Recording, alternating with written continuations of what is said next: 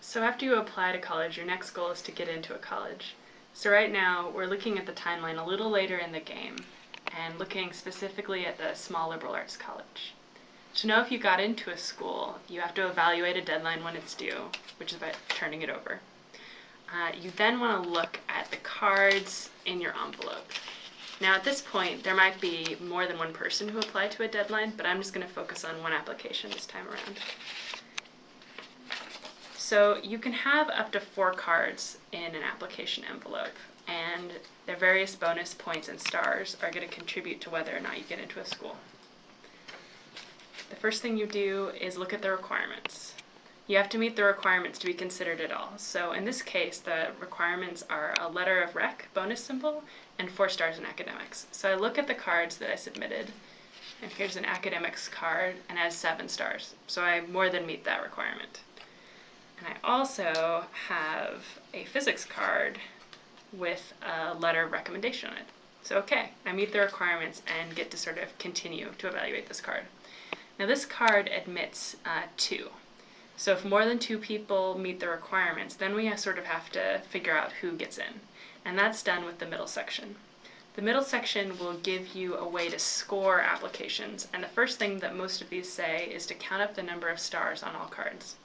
The way you do that is look at the level on the cards you submitted, where the paper clips are, and add up those numbers. So on this extracurricular card, I got up to 6 stars. So I'd take 6, I'd add it to the 7 stars in academics, the 4 stars in service, and the 3 stars in yearbook. And I'd add those all together.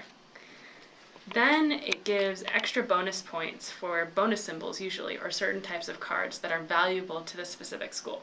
So the small liberal arts college gives you bonus points if you turn in a liberal arts card in your application, like yearbook. You can tell if the liberal arts card up in this corner again. It's got a little book and says liberal arts.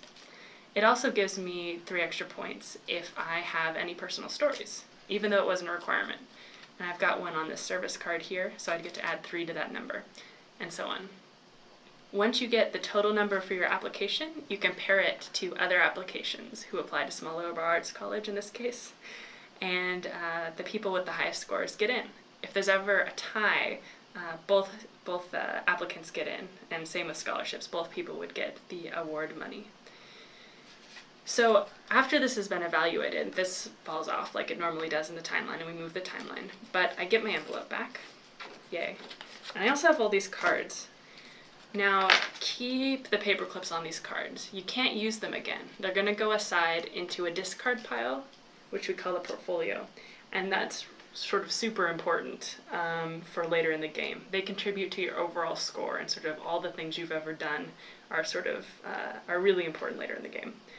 You also get an acceptance card, and so look in the acceptance card deck, and these are titled by school, and right here I've got a small liberal arts acceptance card.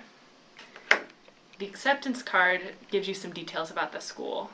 It tells you how much it's going to cost, and also what kind of badges I can get at the end of the game. We're going to talk about tuition and cost and money and badges a little later.